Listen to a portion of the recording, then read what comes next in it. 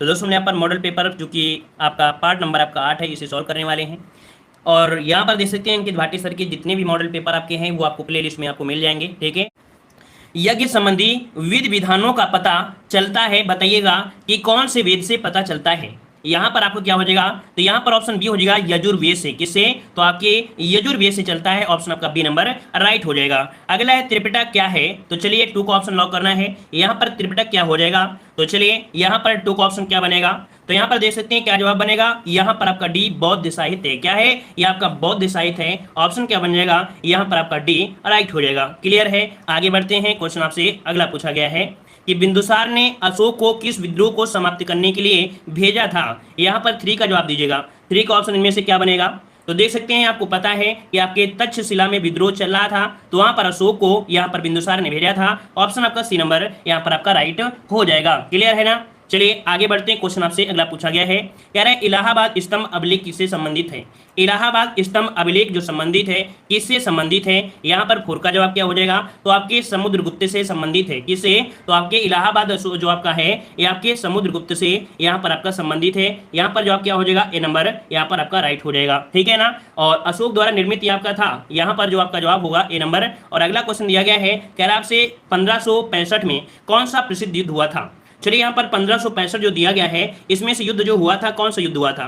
चलिए 5 question lock करना है। यहाँ पर देखो दिया गया है तालीकोटा का युद्ध, है ना, इसे हम लोग बोलते हैं तालीकोटा का युद्ध बोलते हैं। यहाँ पर बड़ी ई की मात्रा लगा है, वैसे इसे बोलते हैं तालीकोटा का युद्ध, या इसे बोलते हैं राक्षसी तांगड़ी का युद्ध। क्या, इसे राक्षसी तांगड़ी के युद्ध के नाम से भी इसे जाना जाता है। याद रखिएगा कि जो आपका विजयनगर साम्राज्य का पतन हुआ था वो इसी युद्ध से ही हुआ था। याद रखिए विजयनगर जो साम्राज्य है उसका पतन इसी युद्ध के बाद आपका हो गया था। ठीक है, चलिए इस प्रकार से ऑप्शन बी हो जाएगा। और आगे बढ़ते हैं। क्वेश्चन दिया है भारतीय राष्ट्रीय आंदोलन से, कह रहा आपसे यहाँ पर कि भारत छोड़ो आंदोलन का नेतृत्व किसने किया था।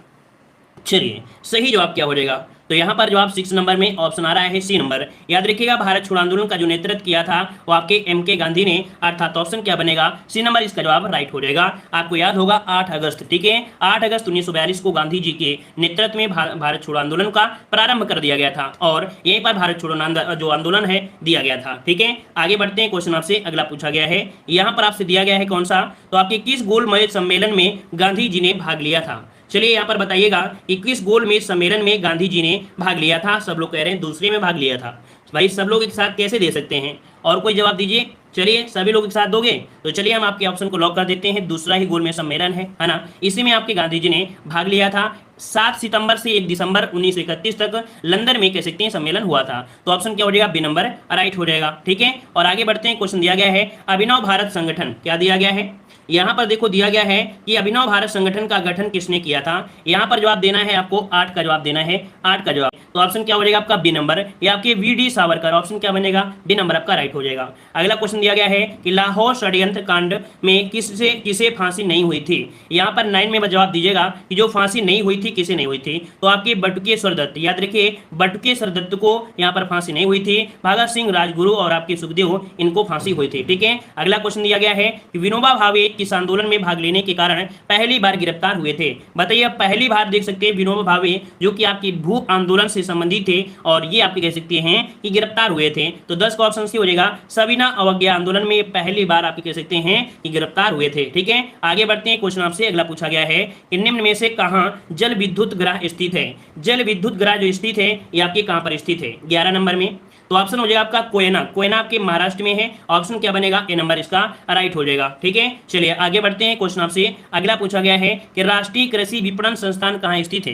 राष्ट्रीय कृषि विपणन संस्थान स्थित है, ये आपके कहाँ पर स्थित है। 12 का ऑप्शन देना है और 12 का ऑप्शन क्या बनेगा, तो यहाँ पर आपका बी आपके जवाब हो जाएगा कहाँ पर, तो आपकी जयपुर में है। कहाँ पर है, तो आपकी जयपुर में है। ऑप्शन बनेगा यहाँ पर आपका बी नंबर राइट हो जाएगा। ठीक है, अगला क्वेश्चन आपके सामने दिया गया है, कह रहे निम्नलिखित में से कौन सा शहर भारतीय मानक समय IST देशांतर के निकट है।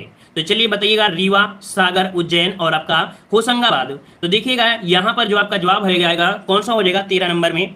जब हमने ज्योग्राफी पढ़ाया था तब भी हमने आपको बताया था इन चारों में जो मिलेगा वो आपका रीवा मिलेगा, क्योंकि रीवा से जो आपकी गई है वो आपकी 81.19 अंश वाली पूर्वी देशांतर गई है। तो यहाँ पर जो ऑप्शन बनेगा ए नंबर ही राइट हो जाएगा। आगे बढ़ते हैं। क्वेश्चन दिया गया है निम्नलिखित में से किस राज्य की सीमा बांग्लादेश से नहीं मिलती है। चलिए आप लोग इतनी स्पीड में जवाब देते हैं अब आप लोग इतनी स्पीड में जवाब देते हैं, समझ नहीं आता कि आप लोग इतनी जल्दी जवाब कैसे दे लेते हैं। हम तो क्वेश्चन भी नहीं पढ़ पाते और आप लोग पूरा पूरा टाइप करके जवाब दे देते हैं।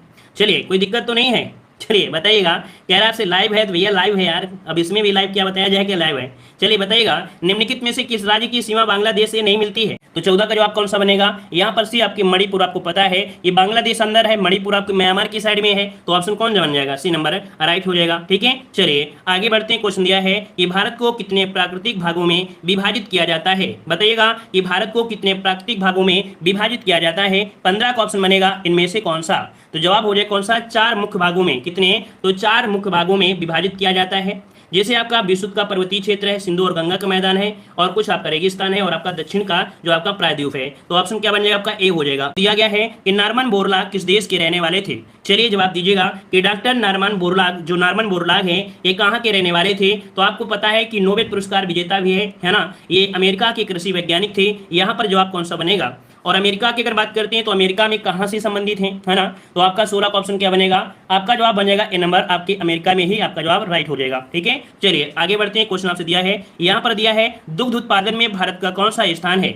दुग्ध उत्पादन में भारत का जो स्थान है वो कौन सा है? आप सभी को पता है कि दुग्ध उत्पादन का नाम आता है तो पहला स्थान ही आपको यहाँ पर कह सकते हैं। उसमें से अगर उत्तर प्रदेश का नाम आता है तो और भी अच्छी बात है। तो यहाँ पर आपका जवाब हो जाएगा 17 नंबर में, ऑप्शन बनेगा डी, प्रथम स्थान हो जाएगा। ठीक है, अगला दिया है कि भारत के ग्रामीण क्षेत्रों में पाई जाने वाली बेरोजगारी जो है वो आपकी कौन सी है? चलिए बताइएगा। चलिए यहाँ पर जवाब दीजिए 18 नंबर में। तो काफी लोग जवाब दे रहे हैं यहाँ पर आपका प्रच्छन्न बेरोजगारी। चलिए प्रच्छन्न बेरोजगारी की अगर हम बात करते हैं तो आपका जवाब हो जाएगा ए नंबर, प्रच्छन्न बेरोजगारी। अब ये प्रच्छन्न बेरोजगारी कैसी होती है? जिसे हम लोग बोल देते हैं छिपी हुई बीमारी। क्या मतलब? बेरोजगारी, छिपी हुई बेरोजगारी बोलते हैं, छिपी हुई बेरोजगारी। कुल मिला के हमने आपको ये भी बताया था कि किसी खेत में काम होता है 4 लोगों का, लेकिन अगर घर पे 6 सदस्य हैं तो 6 सदस्य भी इसमें चले जाते हैं, तो इसमें से 2 आपकी जो थे आपके एक्स्ट्रा थे, है ना। तो कुल मिला के यहाँ पर जो आपका बनेगा वो आपका ए नंबर राइट हो जाएगा। ठीक है ना, चलिए आगे बढ़ते हैं। क्वेश्चन आपसे दिया गया है कि भारत में औद्योगिक लाइसेंस आखिरकार कब समाप्त किए गए? यहाँ पर देखिए, भारत में औद्योगिक लाइसेंसिंग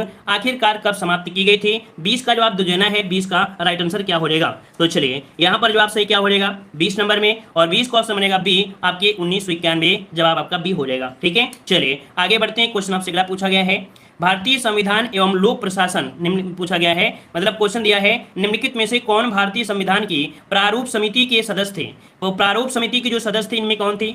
21 नंबर में। तो यहाँ पर ऑप्शन सी हो जाएगा, आपके अल्लादी कृष्णा स्वामी अय्यर थे। कौन थे? ऑप्शन बनेगा यहाँ पर आपका 3rd नंबर राइट हो जाएगा। ठीक है, चलिए आगे बढ़ते हैं। क्वेश्चन आपसे दिया गया है, अच्छा और भी यहाँ पर कोड दिया गया है, माफ करिए यहाँ पर कोड भी दिया क्योंकि अयंगर भी है ना, अयंगर भी यहाँ पे दिया है, तो कोड देख लेते हैं। यहाँ पर कोड दिया गया है, चलिए 21 वाले में कोड देखते हैं। देखो यहाँ पर कौन कौन थे, तो पहले जो आपके दिए हैं गोपाल स्वामी अयंगर, ठीक है, और इसके बाद जो आपके दिए हैं अल्लादी कृष्णा स्वामी अय्यर। तो यहाँ पर जो 1st नंबर है और आपका कौन सा है 3rd नंबर, तो 1st और 3rd कहाँ पर है ये दिया गया है, ऑप्शन आपका सी राइट हो जाएगा। ठीक है, चलिए आगे बढ़ते हैं। क्वेश्चन आपसे दिया गया है कि संविधान के 26 नवंबर 1949 को, संविधान के 26 नवंबर 1949 को अंगीकृत किए जाने के साथ संविधान के कौन से प्रावधान तुरंत लागू कर दिए गए थे?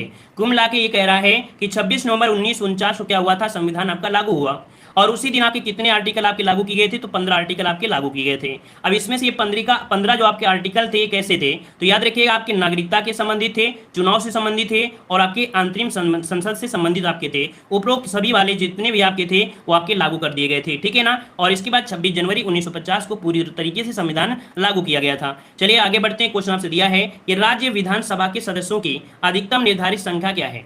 चलिए 23 का जवाब दीजिए कि राज्य विधानसभा के सदस्यों की अधिकतम निर्धारित संख्या, यहाँ पर 23 का जवाब क्या बनेगा?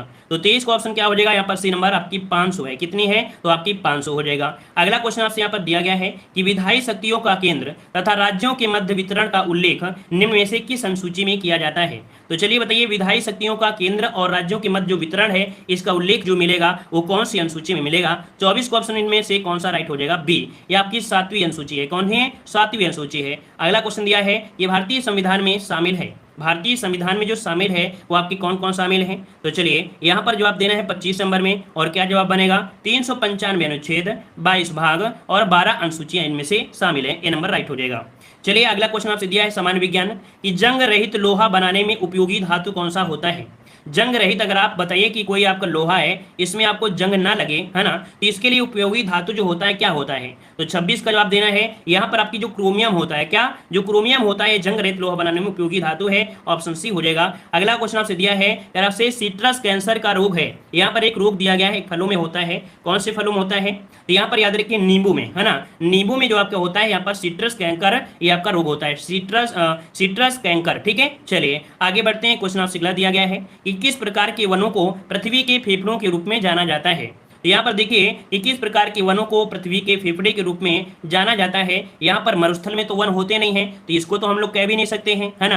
अब यहाँ पर टाइगा जो वन आपके हैं वहाँ भी पूरी तरीके से नहीं है, टुंड्रा में ज़्यादा पत्तियाँ नहीं होती हैं, तो होती कहाँ पर है, उष्णकटिबंधीय वन होते हैं, जैसे कि आपके अमेजन जंगल है, अमेजन जंगल है, यहाँ पर क्या है, इसे हम लोग पृथ्वी के फेफड़े के रूप में जानते हैं, क्योंकि लगभग देखा जाए 15 से 16% ऑक्सीजन विश्व की यहीं से आपकी कह सकती हैं जो आपकी वायुमंडल में है वो आपको मिलती है। ठीक है ना, तो आपके अमेजन के जंगल को पृथ्वी के फेफड़े के रूप में भी जाना जाता है। अगला क्वेश्चन दिया है प्लेटलेट्स की कमी से किस बीमारी, प्लेटलेट्स की कमी किस बीमारी में पाई जाती है। 29 नंबर में यहाँ पर आपके ऑप्शन भी दिए गए हैं, और प्लेटलेट्स की बीमारी अगर होती है इसका मतलब है कि आपकी बॉडी में कौन सा रोग हो चुका है। तो यहाँ पर रोग का नाम हो जाएगा क्या, तो आपका डेंगू हो गया है, डेंगू से प्लेटलेट्स आपकी क्या होती है, घट जाती हैं। अगला दिया गया रक्त में प्लाज्मा की मात्रा कितनी होती है। 30 का जवाब देना है, 30 का सही जवाब क्या हो जाएगा, रक्त में प्लाज्मा की प्रतिशत कितना होता है, तो आपको बताया गया होगा 55%, और जब 55% नहीं मिलता है ऑप्शन में तब किसको सही करते हैं, तो आपके 60% को सही करते हैं। ऑप्शन क्या बनेगा, बी नंबर आपका राइट हो जाएगा। अगला क्वेश्चन आपसे यहाँ पर दिया गया है सामान्य हिंदी करा से मृगधर शब्द का पर्यायवाची शब्द क्या है। मृगधर शब्द का पर्यायवाची शब्द इनमें से क्या हो जाएगा 56 नंबर में। तो चलिए 56 नंबर में यहाँ पर क्या हो जाएगा, मृगधर दिया गया है, ये आपके चंद्रमा का है, किसका है, तो आपके चंद्रमा का होता है। ऑप्शन बनेगा आपका सी नंबर राइट हो जाएगा। और अगला क्वेश्चन आपके सामने दिया गया है निम्नलिखित में से कौन सा वाक्य व्याकरण की दृष्टि से अशुद्ध है। ए नंबर, वह दंड देने के योग्य है ना, वह दंड के योग्य होना चाहिए, यहाँ पर शुद्ध क्या बनना चाहिए, वह दंड के योग्य है, वह दंड के योग्य जो दिया गया ना, तो वह दंड के योग्य आपका ऐसा होना चाहिए, वह दंड के योग्य है। ठीक है, देने के लिए शब्द जो दिया है ये आपका गलत है, तो ये नंबर जो आपका है वो आपका क्या हो जाएगा, यहाँ पर आपका गलत दिया गया है। ठीक है, अगला क्वेश्चन दिया है कि निम्नलिखित शब्दों में से स्त्रीलिंग शब्द आपका कौन सा है। चलिए 58 जवाब दीजिएगा। कह रहा है स्त्रीलिंग शब्द आपका कौन सा हो जाएगा, कटोरी, कटोरी कैसी है, अध्यापक कैसे हैं, सुनार कैसा है, लेखक, मतलब ऑप्शन क्या बनेगा, ए नंबर है इसका जवाब राइट हो जाएगा। कटोरी क्या बनेगा, तो यहाँ पर कटोरी आपका ऑप्शन जो है बिल्कुल राइट हो जाएगा। अगला दिया गया है चूहे के दाम से नगाड़े नहीं मरे जाते हैं। अब चूहे में बताइए जो आपकी जो खाल होती कितनी है ना, तो भाई बहुत थोड़ी सी होती है, मतलब यहाँ पर 59 का ऑप्शन जो बनेगा वो आपका हो जाएगा सीमित साधनों से बड़े काम नहीं होते हैं। ऑप्शन क्या बनेगा, यहाँ पर आपका डी नंबर। अगला क्वेश्चन आपसे दिया गया है कि निम्नलिखित शब्दों में से सम शुद्ध भिन्नार्थक शब्द आपको बताना है। तो चलिए यहाँ पर श्याम का मतलब क्या होता है और ये श्याम का मतलब क्या होता है, 60 वाले बताइए इनमें से कौन सा आपका बनेगा। तो यहाँ पर देखो श्याम आपको पता है एक थाईलैंड जो आपका देश है ना, थाईलैंड जो आपका देश है इसे पहले श्याम के नाम से भी जानते थे। ठीक है, यहाँ पर एक देश का नाम भी हो गया और श्याम मतलब आपका श्रीकृष्ण भी आपका हो गया। तो इस प्रकार से ऑप्शन कौन हो जाएगा, बी नंबर राइट हो जाएगा। ठीक है, चलिए आगे बढ़ते हैं। क्वेश्चन आपसे अगला पूछा गया है, यहाँ पर दिया है सामान्य जागरूकता, कह रहा राज्यपाल की नियुक्ति संविधान के किस अनुच्छेद के तहत की जाती है। यहाँ पर बताइएगा जो राज्यपाल की नियुक्ति की जाती है वो किसके द्वारा की जाती है, 81 में जवाब दीजिएगा। तो यहाँ पर आपका अनुच्छेद 155 के तहत आपका होता है 155, अच्छा 155 ठीक है 155 हो जाएगा। ठीक है, क्योंकि वो 55 जो आपके थे वो आपके कौन थे, तो आपके राष्ट्रपति हैं ना, राष्ट्रपति हैं, लेकिन 155 जो कि हम लोग यहाँ पर आपका ए हो जाएगा। चलिए आगे बढ़ते हैं। क्वेश्चन आपसे अगला पूछा गया है कि स्वतंत्र भारत के प्रथम शिक्षा मंत्री कौन थे। चलिए यहाँ पर बताइएगा कि स्वतंत्र भारत के प्रथम शिक्षा मंत्री कौन थे। अब 82 का ऑप्शन इनमें से क्या बनेगा, चलिए 82 का ऑप्शन क्या हो जाएगा, बलदेव सिंह, जवाहरलाल नेहरू, मौलाना अबुल कलाम आजाद या सरदार वल्लभ भाई पटेल। सही जवाब इनमें से कौन सा हो जाएगा, तो आपका सी नंबर मौलाना अबुल कलाम आजाद इनमें से राइट हो जाएगा। ठीक है, चलिए आगे बढ़ते हैं। क्वेश्चन आपसे अगला पूछा गया है कर आपसे कि भारत ने ओलंपिक खेलों में हॉकी का प्रथम स्वर्ण पदक जीता। ये बताइए हॉकी का प्रथम स्वर्ण पदक जीता ये कब जीता था। 83 का ऑप्शन क्या बनेगा, तो आप सबको पता है कि हॉकी ने जो हिस्सा लिया था वो आपकी 1928 से लिया था, है ना, और इसी कह सकते हैं हॉकी में इन्होंने स्वर्ण पदक जीता था और लगातार इन्होंने जीता था। ठीक है ना, तो इस प्रकार से ऑप्शन कौन हो जाएगा, तो 83 का ऑप्शन बनेगा, यहाँ पर आपका ए नंबर राइट हो जाएगा। ठीक है ना, चलिए और आपको पता है ये तो आपको 1928 की बात है। इसके बाद 2008 में, है ना, 2008 में निशानेबाजी में मिला था। ठीक है ना, क्लियर है ना, और इसके बाद जो 2008 में थे अभिनव बिंद्रा थे अब इसके बाद 2021 में तो आपको पता है कि आपके भाला फेंक में स्वर्ण पदक मिल चुका है, ठीक है। तो इस प्रकार से अगले क्वेश्चन को आते हैं। कह रहे हैं प्रथम पंचवर्षीय योजना में किस क्षेत्र को प्रमुखता दी गई थी। चलिए यहाँ पर बताइए 84 का जवाब इनमें से क्या हो जाएगा, 84 नंबर में। और 84 की अगर हम बात करते हैं तो यहाँ पर जवाब क्या बनेगा, तो 84 का ऑप्शन बनेगा यहाँ पर आपका बी। याद रखिएगा प्रथम पंचवर्षीय योजना में जो कृषि थी इसकी जीडीपी आपकी लगभग 54% थी, जो कि सबसे ज्यादा थी, है ना। तो यहाँ पर ऑप्शन आपका बी नंबर राइट हो जाएगा। अगला क्वेश्चन आपसे दिया गया है कि वैदिक लोगों द्वारा सबसे पहले किस धातु का प्रयोग किया गया था। जो आपके वैदिक लोग थे इन्होंने सबसे पहले किस धातु का प्रयोग किया, 85 का ऑप्शन इनमें से क्या बनेगा, याद रखिए तांबे का प्रयोग किया। क्या, तांबे का प्रयोग किया था। अगला क्वेश्चन दिया गया है कि उच्चतम न्यायालय के मुख्य न्यायाधीश की नियुक्ति कौन करता है। चलिए 86 का जवाब क्या बनेगा कि जो आपके उच्चतम न्यायालय है इनके मुख्य न्यायाधीश की नियुक्ति आपको पता है कि आपके राष्ट्रपति के द्वारा की जाती है। और अगला क्वेश्चन दिया है भारत का आइंस्टीन किसे कहा जाता है। भारत का आइंस्टीन किसे कहते हैं, तो आपके नागार्जुन को कहते हैं। किसे कहते हैं, तो नागार्जुन को कहते हैं। ऑप्शन आपका सी नंबर राइट हो जाएगा। अगला दिया है पारादीप बंदरगाह किस राज्य में स्थित है। पारादीप बंदरगाह किस राज्य में स्थित है, 88 का जवाब इनमें से क्या हो जाएगा, तो आपको याद है कि आपके उड़ीसा में है। कहां पर है, आपके उड़ीसा में है पारादीप बंदरगाह, ठीक है। चलिए अगला क्वेश्चन दिया है भारत की सबसे बड़ी जनजाति कौन सी है।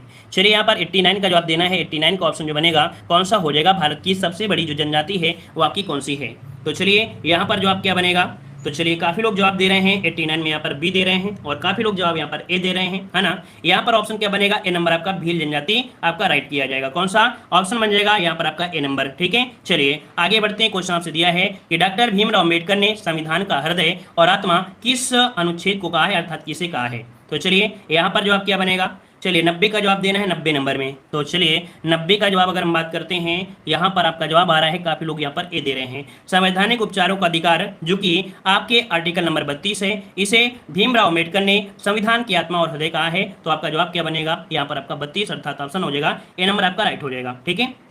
अगला क्वेश्चन दिया गया है समसामयिक आपसे दिया गया है कि हाल ही में किसे एसोचैम का नया अध्यक्ष चुना गया है।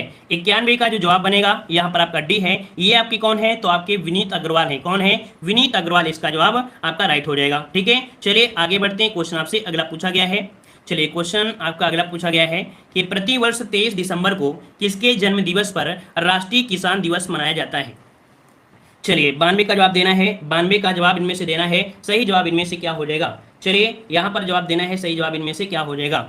चलिए 92 का ऑप्शन आ गया है यहाँ पर बी नंबर, चौधरी चरण सिंह, ठीक है। चौधरी चरण सिंह जवाब बी राइट हो जाएगा। अगला क्वेश्चन यहाँ पर दिया गया है, कह रहा आपसे निम्न में से किसे हाल ही में लेगिंग ऑफ मेरिट अवार्ड से सम्मानित किया गया है। ये सम्मान जो दिया गया है किसे दिया गया है, तो आपके ऑप्शन बी आपके नरेंद्र मोदी जी को दिया गया है। ऑप्शन बी नंबर यहाँ पर राइट हो जाएगा, ठीक है। चलिए आगे बढ़ते हैं। क्वेश्चन दिया गया है कि निम्न में से किसे वर्ष 2020 में BBC sports personality of the year पुरस्कार मिला है।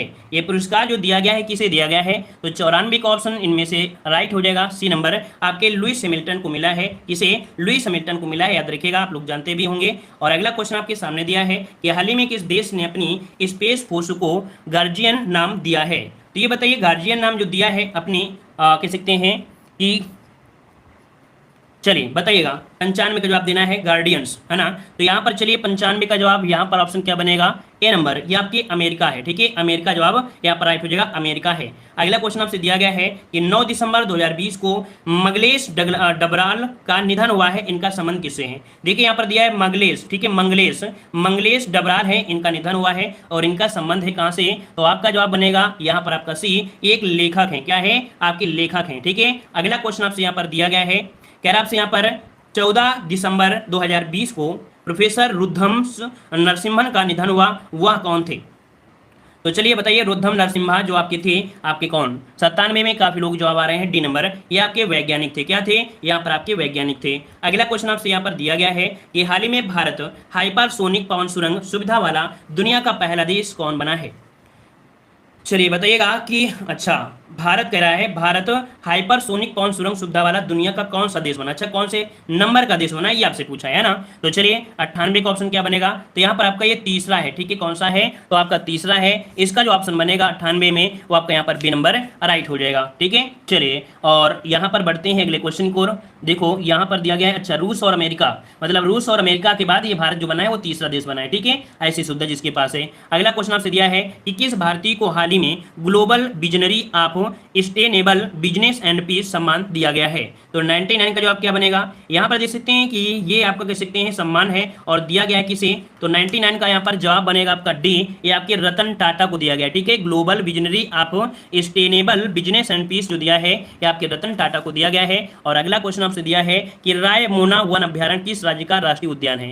रायमोना वन अभ्यारण्य किस राज्य का राष्ट्रीय उद्यान है? तो याद रखिए ये कहां पड़ता है, तो आपके असम का है, ये असम का राष्ट्रीय उद्यान है। ऑप्शन क्या बनेगा? यहां पर आपका बी नंबर राइट हो जाएगा। चलिए धन्यवाद, जय हिंद, वंदे मातरम। ठीक है।